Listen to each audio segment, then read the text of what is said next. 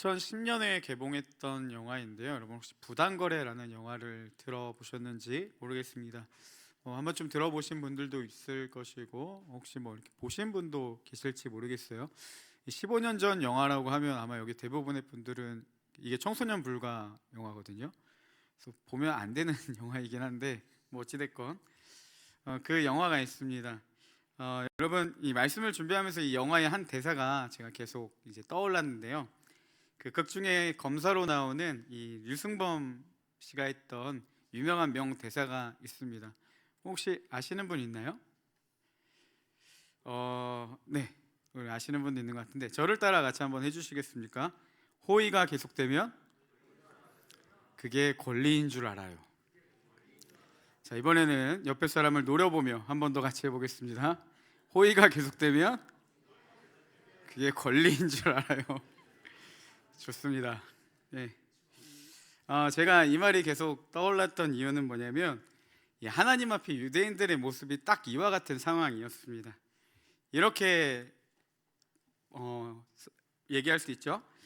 하나님의 호의가 계속되니 그게 권리인 줄 알았던 사람들, 그들이 이 유대인들이었습니다. 무슨 말인지 좀 말씀을 구체적으로 함께 같이 나누려고 합니다. 먼저 오늘 말씀은 1절인데요. 우리 1절을 한 번 더 같이 읽어보겠습니다. 우리 1절 말씀을 함께 읽겠습니다. 그러므로 남을 판단하는 사람아, 누구를 막론하고 내가 핑계하지 못할 것은 남을 판단하는 것으로 내가 너를 정죄함이니 판단하는 내가 같은 일을 행함이니라. 네, 아멘. 아마 이 말씀 한 번쯤 보셨을 겁니다. 그리고 많은 분들이 이 말씀을 아마 이렇게 해석할 거예요. 그러니까 남을 정죄하지 말아야 한다. 남에 대해서 함부로 이야기하거나 비난하지 말아야 된다. 흔히 말하는 이 뒷담화를 하지 말아야 된다. 이렇게 이제 이해하고 받아들이는 경우들이 많이 있는데, 여러분 오늘 본문은 단순히 남을 험담하는 그 자체를 이야기하지 않습니다. 그 이상의 의미가 담겨져 있습니다. 오늘 본문이 조금 어려운 내용들이 있어서 저도 준비하면서 좀 많이 힘든 부분들이 있었는데 최대한 쉽게 이해할 수 있도록 설명하도록 준비했습니다. 그래서 오늘 말씀을 좀 같이 이렇게 좀 구체적으로 살펴보면요. 먼저 1절에 이렇게 시작을 합니다. 그러므로라는 말을 쓰죠. 여러분 이 그러므로라는 단어는 보통 이 앞의 내용이 뒤의 내용의 원인이나 근거, 이 이유나 원인이 될 때 이 쓰는 접속 부사입니다. 그러니까 이 앞의 내용이 지금 그러므로 이후에 나오는 이야기의 원인이나 근거가 되는 그런 표현일 때 이 그러므로라는 단어를 쓴다는 거죠. 예를 들면 그렇습니다. 제가 오늘 밥을 많이 먹었습니다. 언제나 많이 먹지만 오늘은 많이 먹었어요. 왜냐하면 어제는 한 끼도 못 먹었기 때문이죠. 여러분 이 표현을 그러므로라는 단어를 쓰면 이렇게 할 수 있겠죠. 제가 어제 한 끼도 못 먹었어요. 그러므로 오늘 밥을 많이 먹었습니다. 이렇게 될 수 있겠죠. 자, 여러분 이 표현을 그대로 오늘 본문으로 가져와 봅시다. 그러므로 라고 나온 것은 이 1절 앞에 어떠한 내용이 오늘 말씀 1절의 근거가 된다라는 것이죠. 오늘 본문 1절을 이해하기 위해서는요, 그래서 앞의 내용을 먼저 좀 이해를 해야 됩니다. 본문 앞에 1장 18절부터 32절까지의 내용을 한마디로 압축한다면 이렇게 정의할 수 있습니다. 하나님의 진노가 하나님의 진리를 막는 모든 사람에게 나타났다, 이렇게 정의할 수 있죠. 그리고 이거를 오늘 말씀 1절에 가지고 오면 이렇게 표현할 수 있겠죠. 하나님의 진노가 진리를 막는 모든 사람에게 나타났다. 그러므로 남을 판단하는 사람아 라고 볼 수 있습니다.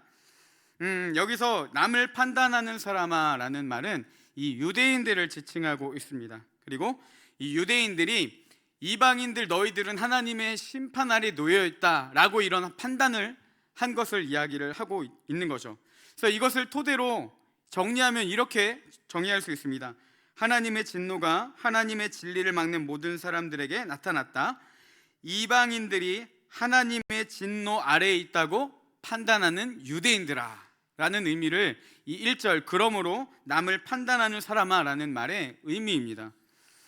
계속해서 보겠습니다. 그 이후에 뭐라고 나오냐면 누구를 막론하고 네가 누군지 간에 남을 판단하는 것으로 네가 너를 정죄하고 있다 라고 사도 바울은 이야기하죠. 이 남을 판단하는 것, 이것은 무엇이냐면 이방인들 너희들이 죄를 지었기 때문에 하나님의 진노 아래 있어, 하나님의 심판이 기다릴 거야, 이런 판단을 했던 걸 이야기하죠. 그러면 여러분, 이 유대인들이 이방인들 너희에게 하나님의 심판이, 임박한 심판이 기다리고 있어, 이거를 말할 수 있는 근거가 어디 있었냐는 거죠. 유대인들이 이방인들 너희 하나님의 심판, 하나님의 진노 아래 있어 라고 이야기할 수 있는 그 근거가 어디에 있냐라는 거죠. 여러분 잘 아시다시피 이들의 근거는 어디 있겠습니까? 하나님의 말씀인 율법에 있는 거예요. 그러니까 율법을 기준으로 이들이 이방인들을 이렇게 판단하는 거죠.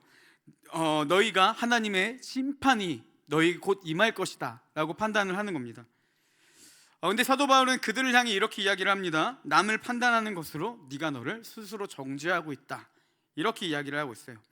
바울이 말하는 건 뭐냐면요, 너희가 이방인들을 판단했던 그 율법의 기준으로 이방인들은 하나님의 심판 아래 있다, 이렇게 정죄하고 판단하는 것처럼 너희 역시 네가 판단하는 그 율법의 기준으로 동일하게 너희 스스로를 정죄하고 있다라는 말입니다. 그러니까 율법의 기준으로 보면 너희 역시도 죄인이라는 사실을 이야기를 해주는 거죠. 그래서 남을 판단하는 것으로 네가 너를 정죄하고 있다. 그 다음에 나타나는 단어가요, 헬라어 가르라는 표현입니다. 이 가르라는 말은 왜냐하면이라는 뜻이죠. 왜냐하면 왜 네가 정죄하고 있냐? 판단하는 네가 같은 일을 행하기 때문이다라고 이야기를 합니다. 그러니까 이 세 번역 성경은 이렇게 번역했습니다. 남을 판단하는 그대도 똑같은 일을 하고 있기 때문입니다라는 것이죠. 유대인들이 이방인들을 하나님의 심판이 너에게 임할 거야 라고 판단했던 근거가 율법이었는데, 사도 바울은 그들에게 뭐라고 이야기하냐면 너희들도 똑같은 일을 하고 있으니까 너에게도 하나님의 진노가 임박해 있다, 이렇게 이야기를 하고 있는 겁니다. 유대인들 역시 이방인들과 다를 것이 없다. 하나님의 말씀에 어긋난 삶을 살아가고 있기 때문에, 율법과 전혀 다른 삶을 살아가고 있기 때문에 너희가 이방인을 판단했던 그 판단 그대로 너희를 보면 너희 역시 하나님의 심판이 임박해 있다, 이렇게 이야기를 하고 있는 거죠. 유대인들은 하나님의 심판이 있다고 이방인들에게 판단하는 그 판단으로요, 자신들 역시 하나님의 심판이 임박해 있음을 인식하지 못했다라는 거죠. 동일하게 죄를 지으면서 너희들은 하나님의 심판이 임할 거야 라고 하는데 정작 자신들에게는 하나님의 심판이 임할 것이다 라는 이 적용을 하지 못했다라는 거죠. 왜 그럴까요? 이들의 가장 큰 문제는 무엇이냐면 자신들이 어떠한 상태인지를 알지 못했기 때문입니다. 그래서 유대인들의 문제 첫 번째는 뭐냐? 그들은요, 자기 상태를 알지 못했다라는 거예요. 이 고대 그리스 이 델포이라는 곳에 이 아폴로 신전에요, 그노티 세아트론이라는 글귀가 새겨져 있다고 합니다. 그노티 세아우톤, 그노티 세아우톤이라는 말이 적혀 있다고 해요. 여러분 무슨 뜻인지 아시겠습니까? 그노티 세아우톤, 헬라어 배웠어요? 오케이. 자, 여러분 굉장히 유명한 말인데요, 힌트를 드리겠습니다. 고대 그리스 철학자. 그 다음 힌트는 소크라테스. 무슨 말일 것 같으세요? 네 자신을 알라. 이 말을 그 아폴로 신전에 새겨져 있다고 합니다. 너 자신을 알라, 이 헬라어의 말입니다. 소크라테스가 이 말을 자주 언급하긴 했지만 소크라테스가 이 말을 했다라고 보기보다는 그냥 이 아폴로 신전에 새겨져 있는 말이었다라고 보는 그런 견해, 그게 더 옳은 견해라고 합니다. 어찌됐건 이 소크라테스의 유명한 말로 알고 있는 이 너 자신을 알라라는 표현이 있죠. 바울은 유대인들을 향해 마치 이 말을 하고 있는 겁니다. 너 자신을 알라. 유대인들, 너희가 어떠한 상태인지를 알라라고 이야기를 합니다. 왜 그들에게 그렇게 요구를 하나요? 정작 자신들이 이방인들에 대해서는 어떠한 상태인지 잘 이야기를 하면서 정작 자신들에게는 그걸 대입하지 못하는 그런 상태들을 보고 너 자신을 알라, 너희들의 상태를 알라, 이렇게 이야기를 하고 있습니다. 그래서 야, 너희들 착각하지 마. 너희들도 하나님의 진노, 심판 아래에 있다. 이 유대인들의 상태를 알려주는 게 이 바울의 외침이었습니다.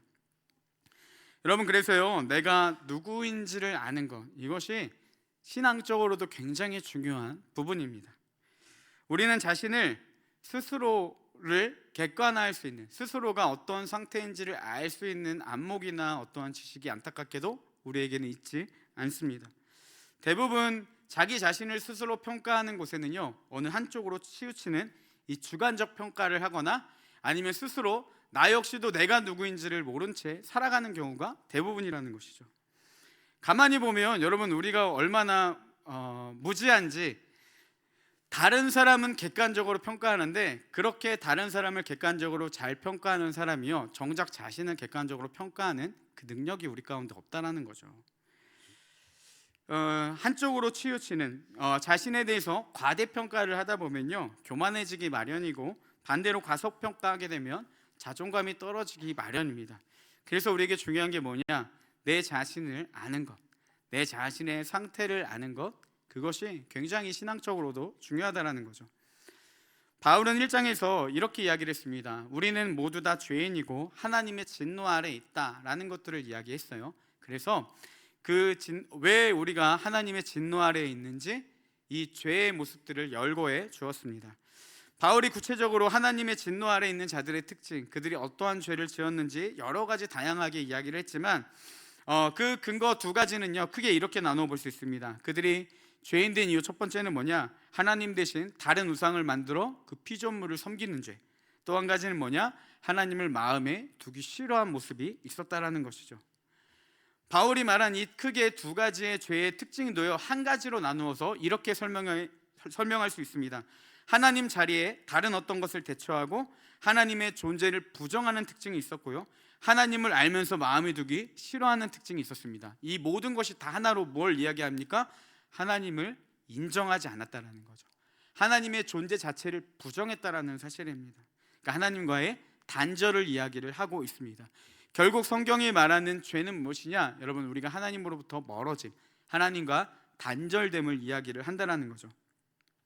하나님과 단절된 사람들은 당연히 죄를 지으며 살아갑니다. 하나님과 단절된 순간부터 이 죄를 짓는 행위가요, 점점씩 죄의 행위로 나타나게 된다는 거예요. 그러면서도 자신은 어떤 상태인지 인지하지 못한 채 살아가는 것, 이것이 죄인 된 우리의 삶의 모습이라는 겁니다. 이방인들은요, 자신들이 죄인이라는 상태를 인식하지 못한 채 살아갔습니다. 유대인들은 죄가 무엇인지는 알았어요. 율법을 기준으로 이런 것은 죄라는 것은 알고 있었습니다. 문제는 뭐냐? 그게 자신들에게 적용이 되지는 않았다는 거죠. 내가 죄인이야 라는 인식까지는 가지 못했다는 겁니다. 왜냐하면 모두가 다 하나님과 멀어진 이 단절함이 왔기 때문이라는 것이죠. 너 자신을 알라. 하지만 왜 우리는 우리 자신을 알지 못합니까? 하나님과 멀어졌기 때문에요, 우리의 자신이 어떠한 사람인지 어떠한 상태인지를 알 수가 없는 겁니다. 왜냐하면 여러분, 우리의 생명의 근원 되시는 분은 오직 하나님 한 분이시고 우리를 지으신 분이 하나님이시기 때문에 하나님을 빼놓은 우리의 해석은 있을 수가 없다는 겁니다. 하나님과 단절된 상태로 우리를 바라보는 것 자체가요, 이 문제를 인식하지 못하는 시각이라는 것이에요. 우리의 근원이 되시는 하나님이 없이 우리가 스스로가 어떠한 자인지 판단하고 알려고 하니까 자신이 어떠한 존재인지를 결코 알 수가 없는 것입니다. 반대로 그러면 우리가 어떻게 우리 자신을 스스로를 알 수 있겠습니까? 하나님이 우리 안에 거하시고 우리가 어떠한 존재인지를 깨닫게 해주실 때, 그리고 우리가 어떠한 상태인지를 하나님께서 알게 해주실 때 우리는 우리 자신이 누구인지를, 그리고 어떤 상태에 있는지를 알게 된다는 겁니다. 결국 너 자신을 알라. 나 자신을 알 수 있는 것은 무엇이냐? 하나님을 아는 것, 하나님의 존재를 인정하는 것부터 시작이 온다는 사실입니다. 하나님 안에서 나를 발견할 때 주어지는 깨달음 두 가지가 있습니다. 첫 번째는 뭐냐? 거룩하신 하나님 앞에 타락한 내 모습을 깨닫게 된다는 겁니다. 내 안에 나도 알지 못했던 죄가요, 인식되어지기 시작해요. 심지어 내 안에 나조차도 몰랐던 그 더러운 심성들과 이 욕망들을 깨닫기 시작합니다. 이기심이나 질투나 미움의 마음이나 상상조차 할 수 없었던 그런 일들을 떠올리고 계획하는 우리의 그런 추악한 모습들을 보게 되는 거죠. 자신을 알수록, 연약함을 깨달을수록 우리는 하나님 앞에 겸손해집니다. 하나님 안에 나를 발견할 때마다 주어지는 깨달음 두 번째는 뭐냐면요, 이 하나님의 은혜를 발견하게 됩니다. 죄인인 나를, 이 보잘것없는 나를 귀하게 여겨주시는 그 하나님이 은혜로 다가오기 시작하는 거예요. 너무나도 초라하고 너무나도 악하고 너무나도 연약한 난데 그런 나를 귀하게 여기시는 하나님이 인식되기 시작합니다. 이런 고백이 잘 담겨있는 찬양이 하나 있는데요, 여러분, Who am I라는 찬양, 우리나라 말로 이 온 땅의 주인이라는 찬양입니다. 저자는요 이렇게 고백을 합니다. 제가 이 영어 찬양을 좀 직역한 해설을 좀 가지고 왔는데요, 후렴에 보면 이런 고백이 있습니다. 나는 오늘 피었다 지는 이름 없는 꽃과 같습니다. 바다에 있는 파도에 수증기와 같은 보잘것없는 존재입니다. 피조물 하나에 그치지 않습니다. 하지만 온 땅의 주인 되시는 주님은 제가 부를 때마다 항상 저의 말을 들어주십니다. 주님은 제가 넘어질 때 저를 잡아주십니다. 그리고 제가 누구인지를 제게 말씀해 주십니다. 나는 당신의 것이라고. 여러분, 공감이 되지 않습니까? 하나님을 알게 될 때, 내 타락한 죄인임을 깨닫게 되면, 내 연약함을 보게 되면 동시에 하나님의 위대하심을 보게 된다는 것입니다. 연약한 나를 위대하게 품으시는 그 하나님의 은혜를 발견하게 되는 것이죠. 사단은 이것을 너무나도 잘 알기 때문에 우리를 하나님과 끊임없이 멀어지게 합니다. 하나님 없이도 살 수 있다는 거짓을 우리에게 심어주고요, 하나님이 있어야 되는 자리에 다른 것들로 채워넣으려고 우리 가운데 혈안이 되어 있습니다. 많은 것들로요, 하나님으로만 채워지는 이 공허함들을 다른 것으로 채우기 위해 노력한다는 거죠. 그것이 성공이 될 수도 있고, 돈이 될 수도 있고, 쾌락이 될 수도 있고, 심지어 이것이 선행이 될 수도 있습니다. 그렇게 하나님의 존재를요 우리의 삶 가운데서 서서히 밀어내기 시작하죠. 그러다 보면 내가 어떠한 상태인지, 내가 누구인지에 대한 인지가 사라져 버립니다. 반대로 우리가 하나님과 친밀함을 누릴 때요, 우리는 우리가 누구인지를 깨닫게 되는 거예요.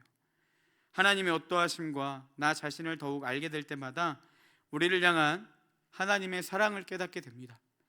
죄인이며 연약한 자임에도 불구하고 그런 나를 소중히 여기시는 하나님이 인격적으로 다가오기 시작하고 그분이 은혜로 여겨지기 시작하는 거죠. 우리가 왜 사는지에 대한 분명한 목적, 이 하나님을 영화롭게 하는 것과 그분을 온전히 즐거워할 수 있는 삶, 이 정도의 길을 하나님이 걸어가게 하신다는 거죠.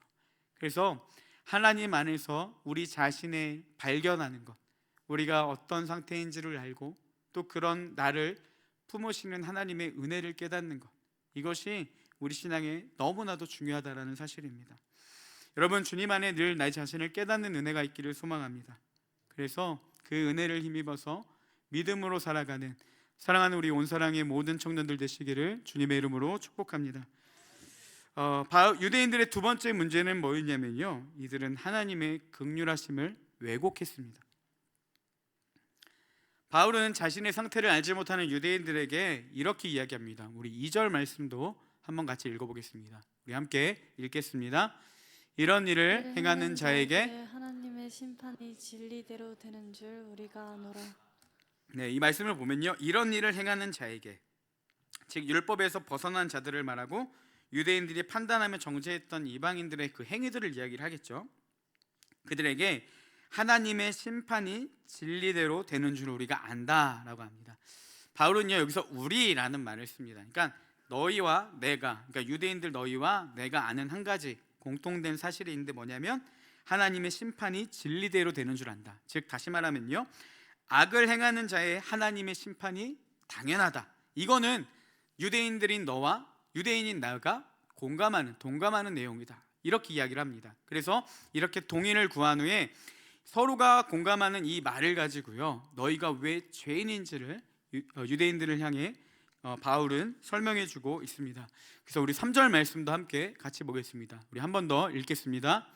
이런 일을 행하는 자를 판단하고도 같은 일을 행하는 사람아, 내가 하나님의 심판을 피할 줄로 생각하느냐. 앞에 이야기한 내용과 좀 비슷한 내용들인데요, 유대인들을 향해 이렇게 이야기하는 거죠. 악을 행하는 자에 대한 하나님의 심판은 당연합니다. 그거는 너희들도 나도 공감하는 내용입니다.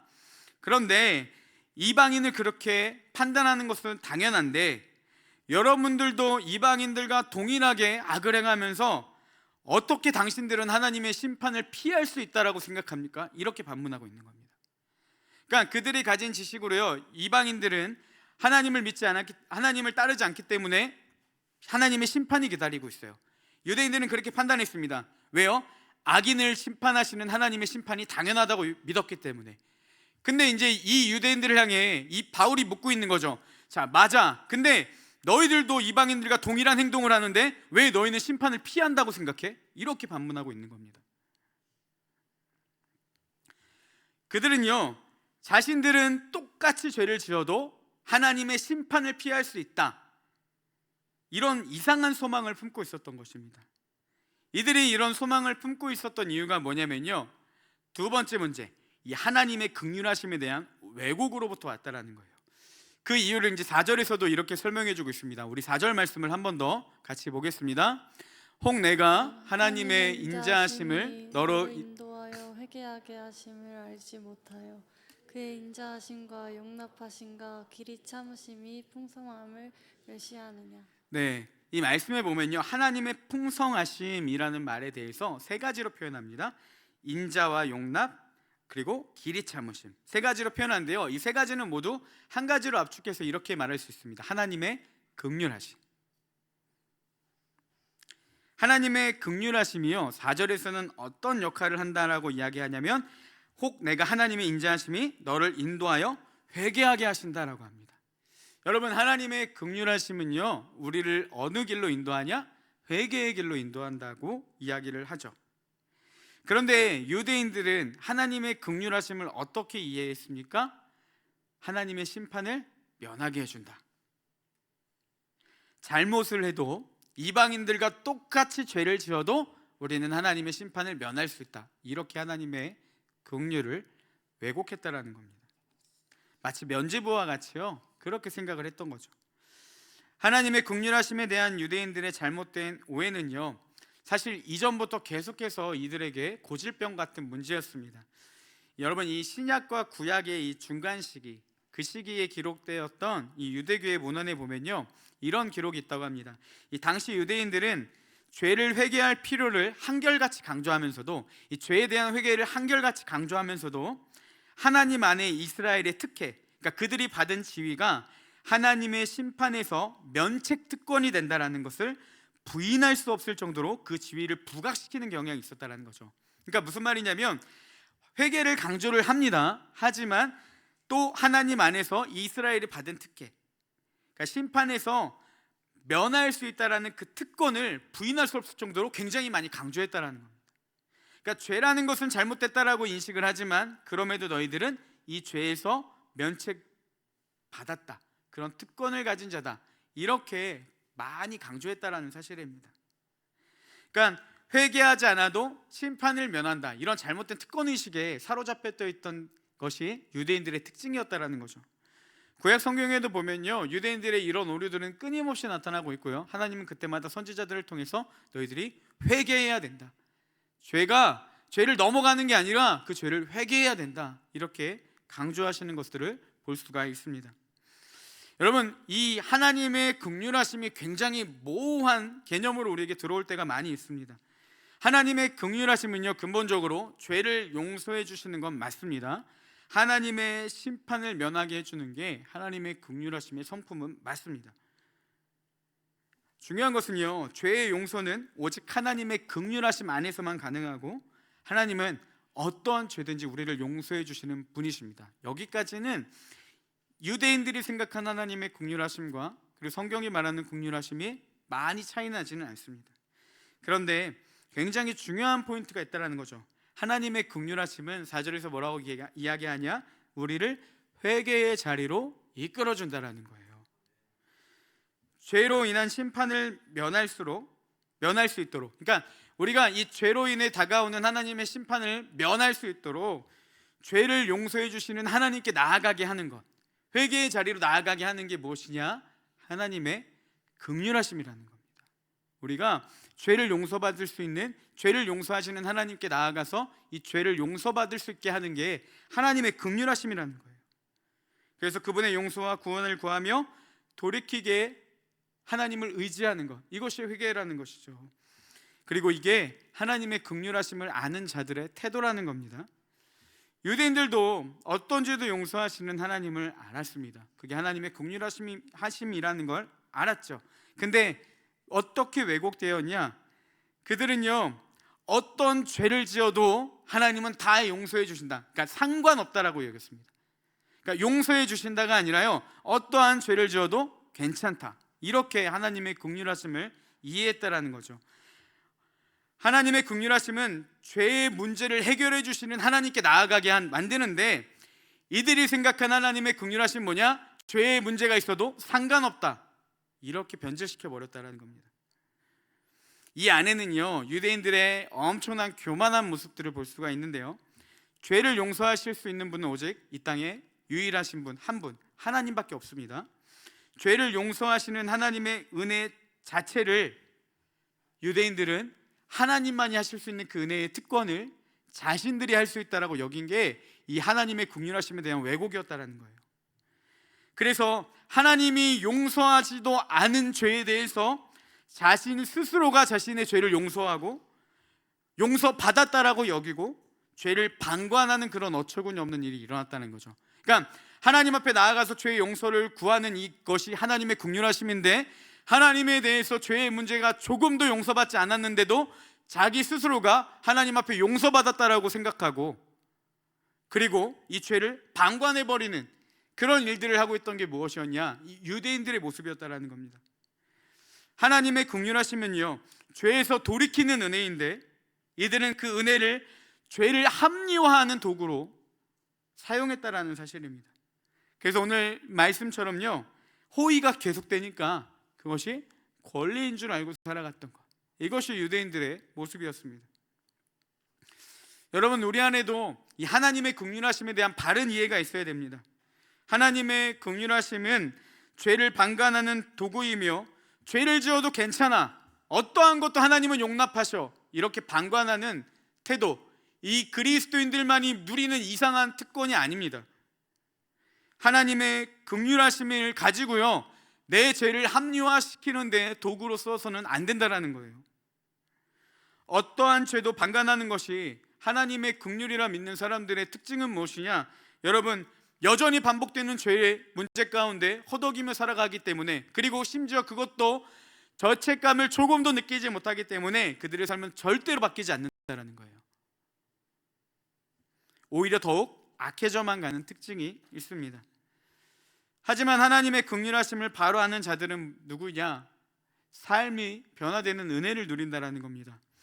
자신의 죄를 깨닫고 인식할 때마다 어떻게 됩니까? 하나님의 긍휼하심을 아는 자들은 그걸 가지고 용서하시는 하나님께 나아가게 된다는 거죠. 하나님께 죄의 용서를 구하고 하나님을 의지하며 그 죄의 문제에서 건져주실 주님의 구원하심을 기다리는 것. 하나님은 자신의 연약함을 가지고 나아오는 자들, 하나님의 긍휼하심을 의지해서 죄의 용서를 구하는 자들을 결코 외면하지 않으시고 가장 적절할 때에 그들의 문제를 반드시 해결해 주십니다. 이 주님의 긍휼하심을 믿고 나아가는 자들은요, 자신의 죄를 방관하는 자들이 아니라 자신의 죄의 문제를 가지고 하나님께 나아가 용서를 구하는 자들이라는 사실입니다. 여러분, 우리는 하나님의 긍휼하심을 어떻게 받아들이고 있습니까?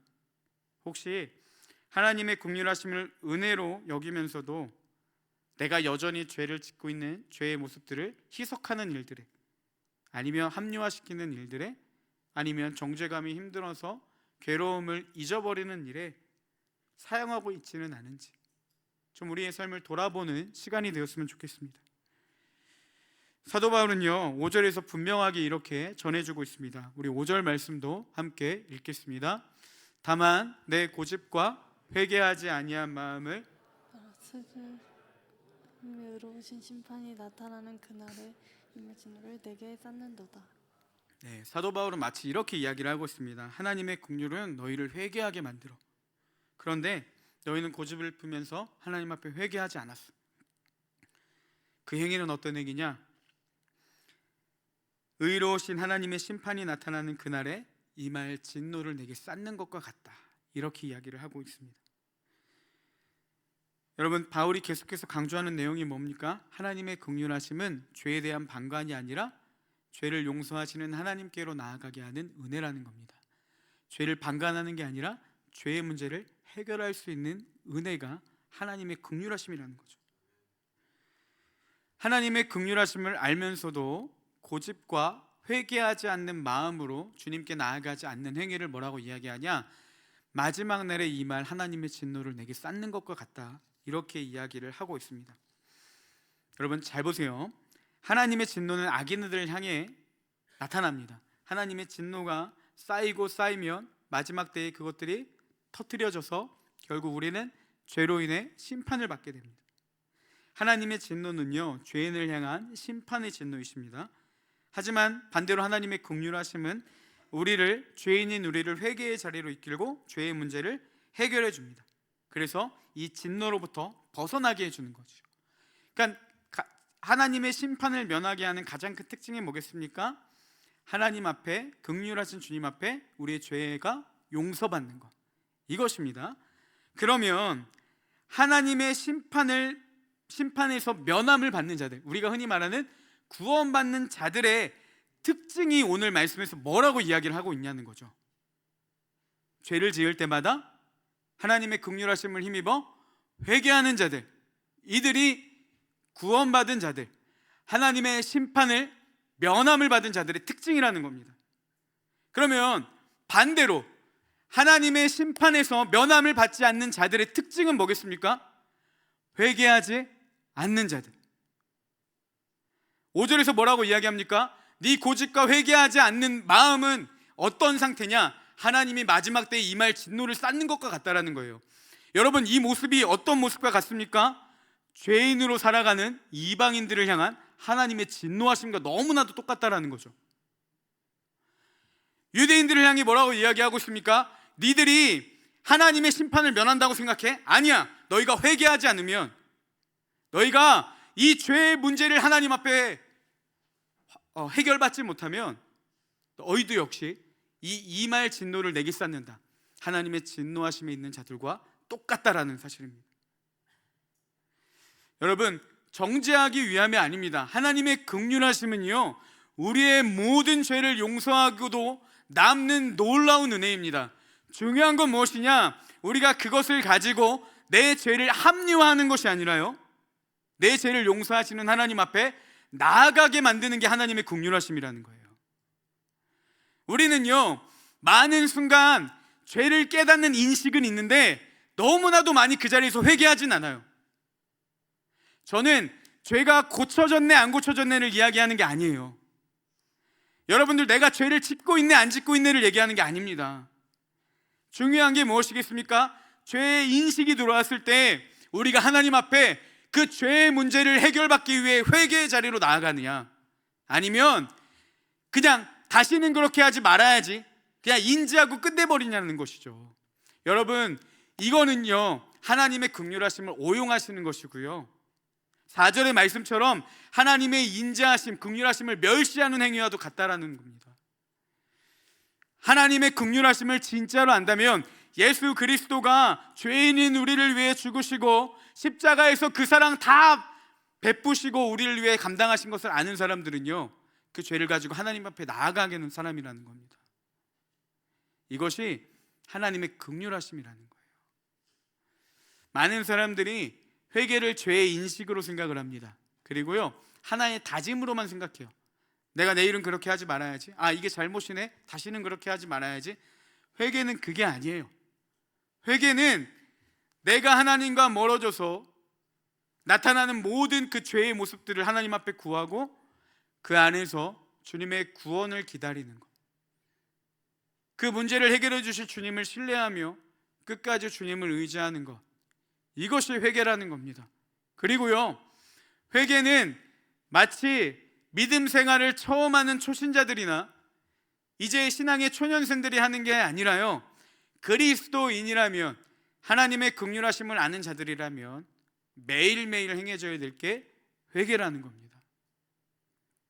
오히려 믿음의 초년생들, 믿음의 약한 자들, 성경을 잘 알지 못하는 자들이 많이 하는 게 회개가 아니라요, 하나님을 깊이 알수록 하나님의 말씀을 더 깊이 깨달을수록, 주님의 은혜와 사랑을 더 깊이 알게 될수록, 하나님과 깊은 친밀함을 누릴수록 우리 안에 반복적으로 더 많이 나타나는 행위는 무엇이냐? 회개라는 겁니다. 여러분, 제가 늘 강조하는 말입니다. 죄를 깨닫는 것은요, 그리스도인의 가장 큰 은혜 중에 은혜입니다. 하나님의 긍휼하심의 은혜는요, 우리를 죄를 깨닫게 해주시고 날마다 그 죄를 용서하시는 하나님 앞에 우리를 이끌어 준다라는 거예요. 하나님과의 단절로 인해 오는 모든 악한 마음들, 모든 악한 행위들, 그것들을 치료하기 위해서 우리의 그 문제들을 가지고 하나님께 나아가게 하는 것, 이것이 복음의 은혜이며 하나님의 우리를 향한 긍휼하심이라는 사실입니다. 우리는 우리 상태를 알 수 없습니다. 우리가 왜 죄인이고 무슨 죄가 우리 가운데 있는지도 인지할 수 있는 능력 자체가 없어요. 그래서 무지한 우리를 향한 하나님의 마음이 무엇이냐? 긍휼하심, 우리를 불쌍히 여기십니다. 하나님이 우리를 불쌍히 여겨주셔서요, 우리 삶 가운데 찾아와 주셨습니다. 하나님이 우리를 불쌍히 여기셨기에 우리가 죄인임을 알게 해주셨고, 하나님이 우리를 불쌍히 여기셨기에 우리의 모든 죄의 저주를 끊으신 예수 그리스도를 믿게 하셨습니다. 하나님이 우리를 긍휼히 여기셨기 때문에 멀어진 하나님과의 관계를 주님이 전적으로 가깝게 친밀하게 우리를 인도해 주셨다라는 사실입니다. 오늘 이 시간 하나님의 긍휼하심이 우리의 마음 가운데 부어지기를 축복합니다. 그리고 그 하나님의 긍휼하심의 은혜가요, 우리 마음 가운데 깊이 다가오기를 원합니다. 많은 사람들이 자신이 죄인됨을 인정하지 않습니다. 나의 나약함을 인정하지 않고 자꾸만 남의 탓으로 돌리고 다른 탓으로 돌립니다. 여러분, 주님 안에 정직한 마음이 우리 가운데 나타나길 원하고, 그 하나님의 긍휼하심 앞에 날마다 우리의 죄의 모습들을 돌아보며 더욱더 하나님 앞에 회개의 자리 가운데 나아가 멀어진 주님과의 관계가 점점씩 더욱더 친밀해지는 그 놀라운 은혜, 하나님과 정말 깊은 관계를 누리시는 우리 사랑하는 모든 온사랑교회 청년분들, 그리고 제가 되기를 예수님의 이름으로 축복합니다. 우리 이런 마음으로 같이 한번 찬양하고 기도하겠습니다. 가사에 보면 이런 고백이 있습니다.